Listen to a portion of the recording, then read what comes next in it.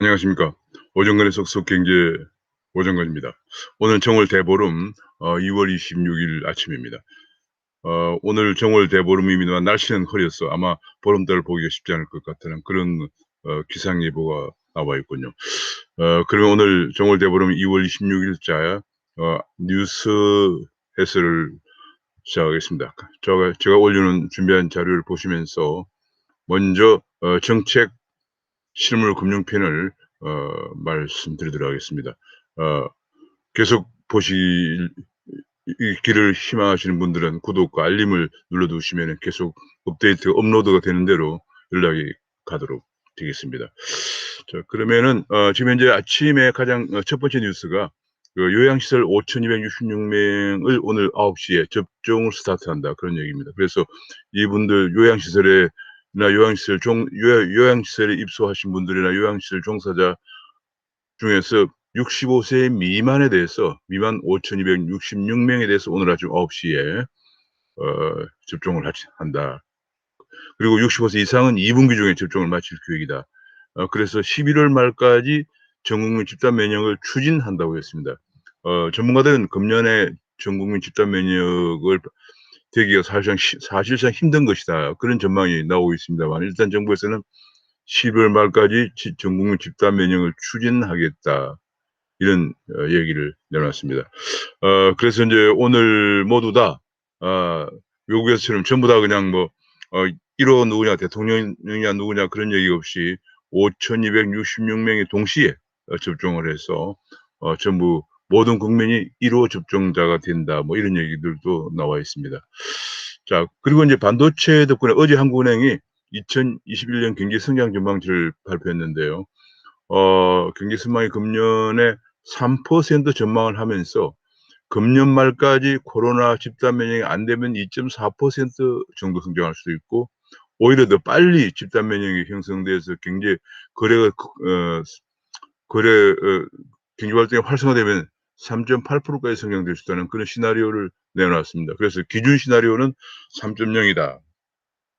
그러나 금년 말까지 코로나 집단 면역이 안 되면은 2.4 정도 될 거다. 이런 전망을 내놨습니다. 지금 제가 전망을 조금 더 한번 보면은 금년에 이제 기준 시나리오 중심으로 해보면 3.0인데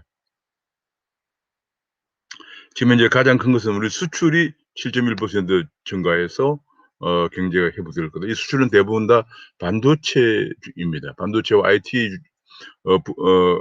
IT 제품들이 수출이 호조를 보이면서 성장을 크게 견인하고요. 이 설비 투자도 지난해 6.8에 이어서 5.3% 증가하는데 좀 떨어지긴 합니다만 이것도 대부분 다 반도체나 IT 쪽 투자에 힘입어서 일어난 것인데 그래서 많은 전문가들은 지금 우리 경제가 IT 착시 현상을 어 벗어나서 바로 봐야 된다. 그러니까 반도체만 의해서 수출과 설비 투자가 견인되고 있는데 그것을 보다가는 다른 부분에 아주 침체상을 제대로 보지 못해서 경제가 추락할 수 있다. 그런 경고를 내보내고 있습니다. 반면에 민간 소비는 2.0%인데 지난해 -5.0이었다는 기저효과를 생각하면은 이게 한 5% 정도 4~5% 올라가야 그래도 평년 수준으로 회복이 되는 건데 지난해 -5.0에서 2.0이기 때문에 기저효과를 하더라도 너무 낮은 수준이다. 역시 일자리가 없기 때문에 그럴 수밖에 없습니다. 그래서 지금 현재 보면 실업자 수가 취업자 증가율이 8만 명밖에 안 될 거로 이렇게 전망이 됐습니다. 내년에도 18만 명. 그러니까 이게 무슨 얘기냐면 우리가 취업자가 예상 평균적으로 매년 3~40만 명 증가해 왔었는데 작년에 22만 명 연평균으로 감소한 데 이어서 금년에도 8만 명밖에 증가하지 않을 것이다. 이런 전망을 내놨습니다. 이것도 뭐 대부분이 재정 일자리죠. 세금 일자리인데도 그렇습니다. 물가 상승률은 이제 소비자 물가 상승률이 1.3% 올라갈 거다. 이렇게 전망을 했습니다. 자, 그래서 이제 그런 걸 결국에 지금 현재 한국은 인플레이션을 우려할 때가 아니다. 그래서 지금 긴축할 때가 아니다 하는 그런 아니다. 그렇게 이제 통화 긴축론이 물가가 올라갈 것에 대비해서 통화 긴축론에 대해서는 일축을 하면서 여전히 지금 현재 그 기준금리 0.5%를 유지해 갈 그런 전망임을 시사했습니다. 그래서 이제 한국은행 인플레보다 경기 부양에 초점을 더 맞추고 있다는 기사들이 나오면서 어제 코스피가 반등을 했습니다. 또 한 가지 뉴스는 이제 국토부가 가덕도는 외해에 위치하다. 내해에 위치한 게 아니고 먼 바다죠. 외해에 위치해 있기 때문에 할줄을 높게 쌓아야 되어서 충돌 위험이 있다 하는 그런 보고서. 그리고 어제 보도에도 나온 것처럼 처음에 예상했던 7조 원 정도가 아니고 24조 원 정도 28조 원 정도의 엄청난 비용이 든다든지 그런 걸 들어서 국토가 사실상 반대 의견을 표시했고요. 그다음에 기획재정부도 예비 타당성, 안전성과 경제성이 되어야 된다 하는 얘기가 나왔고 법무부에서도 형평의 원리에 어긋난다 하는 그런 얘기를 했습니다마는 오늘 중에 이 가덕도 특별법을 여당이 통과시킬 그런 전망인데 문제는 어제 그 가덕도 특별법 처리를 하루 앞둔 어제 문 대통령이 가덕도를 방문했다는 얘기입니다. 그래서 가덕도를 방문해서 선거 개입 의심을 받게 되었다. 그런 얘기고 야당에서는 노골적인 선거 개입이기 때문에 탄핵 사유가 된다. 그런 얘기까지 나왔습니다. 그에 따라서 대통령의 그런 방문을 맞춰서 정세균 총리도 국회에 입법이 되면 행정부는 따라야 된다 이렇게 거들었습니다. 오늘 사실상 오늘 민주당이 가덕도 특별법을 강행할 것인가 하는 것이 큰 이슈가 되고 있습니다. 자, 그다음에 인제 이것은 뭐 서울경제신문 사설에서는 "이건 선거 중립 위반이다." 오늘 특별법 통과를 앞두고 가덕도를 찾아 힘을 실어준 대통령은 "선거 중립 위반을 했다." 이렇게 얘기를 했습니다. 자, 조선일보 사설은 이렇게 했습니다. "완전히 대통령이 막장 선거운동을 하고 있다. 국회는 오늘 막장법을 통과시키려고 그러고 그래서 국정과 정치가 다 막장으로 가고 있다." 이런 아주 심각한 신랄한 비판을 했습니다. 재난지원금 관련해서는 현재 19.5조 플러스 알파를 얘기했습니다. 그러니까 20조 정도 간다는 얘기죠. 처음에 이게 3차 재난지원금에 7조 원, 2차 재난지원금, 그다음에 3차 재난지원금에 9조 원 정도라서 10조 원 내로 방어하겠다고 했던 홍 부총리의 그 방어는 완전히 이제 퇴색이 되고 20조 정도가 지금 될 것으로 그렇게 아침에 전망을 한다는 보도가 나왔고 심지어는 손실보상법이라는 걸 만드는데 제정하는데 이게 중소기업까지 지원을 확대한다 그런 얘기입니다. 그러니까 이게 뭐냐면 본래 손실보상법은 정부가 코로나 방역을 위해서 집합금지 업종, 영업 제한 업종을 강제했기 때문에 생기는 손실만 보상한다고 했는데 이제는 중기까지 지원을 확대한다. 그야말로 선거를 앞두고 그냥 돈을 마구 풀겠다 뭐 그런 얘기입니다. 물론 중소기업들이 어려워져 있지만은 손실보상법이란 다른 나라에도 전례가 없는 것이지만은 이것을 국가에서 어 집합 금지라든지 영업 제한 이런 행정 규제의 피해를 본 자영업자에 국한해야 한다고 그것도 지금 자금 재원 조달이 안 되는 그런 상황에서 유야무야 되고 있는 지금 미뤄지고 있는 상황인데 심지어는 그냥 중소기업까지 확대한다. 그러면 손실보상법의 취지하고는 완전히 다른 거죠. 그냥 재정 지원이 되는 거죠. 그래서 이렇게 되면 더욱더 인제 앞으로 손실보상법과 관련된 재원이 그야말로 기하급수적으로 눈덩이처럼 불어날 전망입니다. 자, 그 얘기도 인제 통경제에서도 "영업 제한이 없었는데 중기도 손실을 보상해 준다." 이런 얘기가 문제점이 나왔고 거기에 대해서 계속 20조 정도 정부가 지금 현재 추경을 밀어붙이고 또 손실 보상도 더 확대한다고 하는 데 대해서 홍남기 부총리가 "재정 여건을 고려해서 정말 힘들다." 이렇게 얘기를 한 것에 관해서 이낙연 대표가 "정말 나쁜 사람이다." 이렇게 얘기를 했는데 한국경제신문은 정말 나쁜 사람이 아니고 오히려 그걸 밀어붙이고 이렇게 얘기하는 사람이 정말 나쁜 정치인이냐 아니냐 하는 그런 분석 기사를 실었습니다. 지금 뭐 굉장히 모두가 다 재정 중독증에 걸려 있다. 재정 중독증에서 벗어나서 민간의 힘을 활용하는 해서 경제가 뛰게 해야 한다는 그런 실론이 실렸고요. 이러다 보니까 지금 현재 뭐 여권에서 계속 어제 여권의 세미나에서 국회에서 열린 세미나에서 증세론이 나왔다고 합니다. 예 정말 지금도 세금이 굉장히 많은 나라고요. 법인세 같은 경우는 세계에서 가장 높은 나라 중에 하나입니다. 그리고 또 한국은 지금 문제가 세금이 너무 상위 20% 정도에 집중돼 있고 면세 범위가 너무 높죠. 소득세나 법인세가 거의 50% 정도는 면세가 되고 있기 때문에 있는 그런 상황이라서입니다. 그런 가운데 지금 또 다시 부자 증세 얘기가 나왔습니다.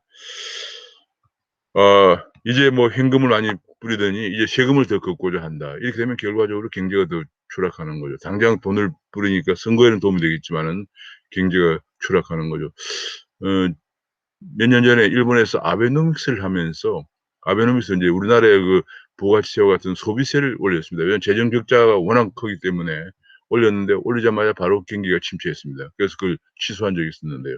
그래서 한국도 지금 세금을 경기가 계속 추락하고 있는 가운데 세금을 더 걷어차. 이것은 경계가 안 좋을 때는 감세를 해야 한다는 경제학의 기본 가르침과는 정면 배치되는 그런 얘기가 되겠습니다. 무조건 돈 거두고 재정 뿌리고 하는 데만 역점을 두는 선거만 생각하는. 그래서 앞에서 이제 본 것처럼 이제 막장 국정 뭐 이런 얘기가 나오고 있는 상황입니다. 그러다 보니까 이제 국가가 다 모든 걸 다 하려고 하는 시장이란 쉬운 길을 위해서 규제를 풀려고 하는 호소는 마이동풍이고 전부 재정 주도에 세금 주도에 이렇게 하는 국가주의의 그림자가 짙어지고 있다는 기사가 나오고 있고 고용 쪽에서 작년에 고용을 위해서 37조 원을 풀었는데 그중에 25조 원이 공공일자리였다 그런 얘기입니다. 그러니까 37조 원 푼 것 중에서 작년에 일자리를 위해서 엄청나게 돈을 많이 풀었군요. 37조 원이나 풀었는데 그것도 25년 공공일자리 한 달에 뭐 한 20몇만 원 주는 거드는 일자리, 용돈 일자리를 위해서 이렇게 그러니까 지금 이제 고용 상황이 워낙 안 좋기 때문에 통계상의 취업자를 늘리기 위해서 지금 이런 짓을 하고 있는 것입니다. 그리고 그중에서 작년 지난 3분기에 임금 근로자가 36만 개 늘어났다고 하지만 96%가 60대 이상이다라는 보고서 나와요. 여기 보면 3분기에 36만 개 일자리가 늘었다고 하지만은 35만 명이 60대 이상이다. 그리고 이제 또 그 위에 13만 명은 50대다. 뭐 이런 얘기예요. 그러니까 지금 이것이 뭐냐면 전부 노장년 공공일자리 한 달에 24만 원 정도 주는 공공일자리 가지고 취업자 숫자를 눈가림하고 있는 그런 상황입니다. 이렇게 안 되려면은 이념의 집착을 벗어나라 하는 것이 이제 서울경제신문 칼럼에 실렸고요. 지금 이제 그럼에도 불구하고 또 이제 노사 관계를 보면은 금년부터 해고자 노조 가입이 이제 가능해지기 때문에 앞으로 노사 관계가 더 험난할 것이라는 얘기했고요. 그런 가운데 노사 합의가 없는 노동조합 보면 98년 이후에 전례가 없는 일이다 하는 것이 노동 전문가들의 지적이고 이 해고자뿐이 아니고 실업자도 유급 노조원으로 가입이 가능하도록 했기 때문에 정말 앞으로 우리 노사 관계는 첩첩산중이다 이렇게 볼 수가 있겠습니다. 그런 가운데서도 이제 친노 정책 드라이브에 정치에 휘둘려서 사회적 대화도 공전되고 있다. 예를 들면 경제사회 노동위원회 경사노위라고 그러죠. 그것도 이제 노동이사를 도입하는데 기업 경영자 대표가 참석하지 않는 가운데서 일방적으로 통과시켜서 사회적 대화도 공회전을 하고 있다. 이런 지적이 나오고 있고요. 금융 쪽에서 계속 점포를 폐지하지 말라 이제 고용 때문에 그런 거죠. 그다음에 고소득자 대출을 줄여라. 지금 이제 금융은 고소득자는 부실 위험이 없기 때문에 은행들이 돈을 벌 수 있는 그런 대상인데 오히려 고소득자 대출을 줄여라 등등. 그리고 뭐 이익공유제에 참여하라는 등 뭐 여러 가지 반시장 금융 규제가 너무 남발되고 있다. 게다가 뭐 이자 유예라든지 이런 원금 유예 정도가 아니고 이자까지도 유예해 주라 뭐 이런 얘기. 지금 현재 완전히 정치 금융에 휘둘리고 있다. 이런 얘기가 좀 너무 남발되고 있다는 게 매일경제에서 보도되고 있고요. 게다가 지금 태양광 대출도 등등 몰려서 다른 기업 대출 증가율은 4배나 더 크게 증가되고 있어. 앞으로 태양광 수익이 계속 수익성이 지금 반토막되고 4분의 1 토막되고 있기 때문에 대출 부실로 이어질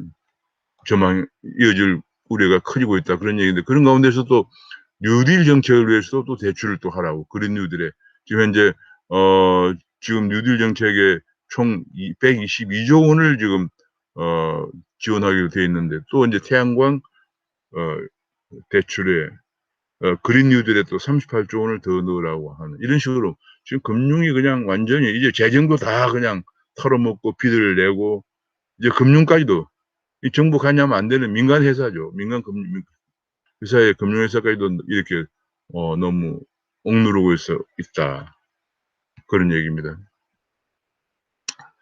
자, 그런 가운데서 이제 어제 가계부채가 굉장히 그저께 발표했죠. 1770조가 넘어서고 GDP 대비 90%가 넘어서는 그런 엄청난 가계부채됐는데 지금 이제 벼랑 끝에 서민들은 벼랑 끝에 몰려서 재산을 다 처분해도 빚을 못 갚는다. 그런 얘기가 나왔습니다.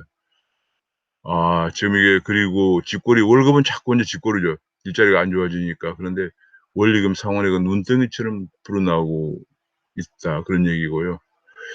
요새 이제 사모펀드 관련해 가지고 어제 그저께 사모펀드 이제 개선안이 나와서 투자 기업의 지분을 10% 이상 가져야 된다는 의무 조항을 폐지하기 때문에 다양한 그 자본시장 사모펀드의 기업 참여, 기업 투자가 가능해지면서 한국판 엘리엇이 나오는 거 아니냐 그런 보도가 나왔습니다. 그래서 아마 앞으로 사모펀드들의 다양한 투자 전략이 등장하게 될 것이다. 그런 전망이 나왔고요. 한국은행과 금융위원회 간의 그 빅브라더 전자금융거래법 개정안을 두고 이걸 빅브라더법이라고 하는 어제 국회에서 세미나가 공청회가 열렸는데 전문가들도 갑론을박을 보였다. 이게 지금 빅브라더 수사 내 그런 내역을 다 들여다보니까 뭐 그 정도는 아니다 뭐 이런 얘기가 어제도 나왔는데 가장 본질적인 거 지급결제 업무가 중앙은행의 고유 업무라는 거 그런데 문제에 관해서 저는 인식이 안 되어 있군요. 본래 센트럴 뱅킹이라고 하는 것이 여러 그 은행들 간의 지급 결제를 청산하는 중간에서 하고 한다고 해서 최종적으로 청산한다고 해서 센터를 된 거거든요. 그러니까 중앙은행 탄생이 본래 지급 결제 업무에서 출발을 하고 그런 과정에서 지급 결제 과정에서 문제가 되는 부도 위기에 몰린 은행에 대해서는 최종 대부자로서 돈을 빌려주고 뭐 이런 역할을 하면서 이제 돈을 또 이제 경기가 안 좋으면 더 빌려주기도 하고 이런 그 하면서 또 통화 정책이 또 가미되고 해서 오늘날의 중앙은행이 된 건데 중앙은행의 진화 과정을 생각하면 당연히 지급결제는 중앙은행의 소관인데 어제 공청회 내용은 그런 얘기보다는 이것이 빅브라더법이냐 아니냐 그것만 가지고 어제 논란을 벌였다고 보도가 되고 있습니다. 근데 후쿠시마 우리 원전 관련해 가지고 후쿠시마 상처가 지금 커지만은 그러나 일본에서는 현재 원전 발전 비중이 6%인데 탈탄소 목표를 달성하기 위해서 2050년까지 원전 화력을 40%까지 올리겠다. 이렇게 오히려 발표를 했다고 합니다. 그러니까 지금 이제 후쿠시마 상태에도 불구하고 탈탄소 목표를 달성하기 위해서 오히려 더 원전 비중을 올린다. 이것이 이제 얼마 전에 나왔던 빌 게이츠의 조장이죠. 일본에서 지금 일본의 그 전문가가 지금 얘기가 탄소 제로 시대에는 원전이 필수적이다. 이런 목소리를 높이고 있습니다. 총괄 정반대 입장이군요. 그리고 전 세계가 지금 이제 반도체 초비상이다. 반도체 확보에 지금 현재 반도체가 특히 자동차 반도체가 부족하면서 D램 가격이 석 달 새에 54%나 오르고 있다. 그런 얘기가 나왔습니다. 그래서 지금 현재 한국도 마찬가지로 삼성전자도 심지어는 경쟁사인 대만 업체에 대만의 2위 파운드리 업체인 UMC에다가 외주를 준다. 그런 얘기가 나왔습니다. 삼성 반도체도 공급 물량이 부족해서 경쟁국인 대만 업체까지 외주를 준다. 그런 얘기고. 그래서 지금 현재 많은 전문가들이 반도체 슈퍼 사이클을 지금 도래하고 있다. 그런 얘기입니다. 이게 물량이 부족하면 자연 가격이 올라갈 수밖에 없죠. 그래서 슈퍼 사이클이 도래하고 있다. 그런 얘기고요.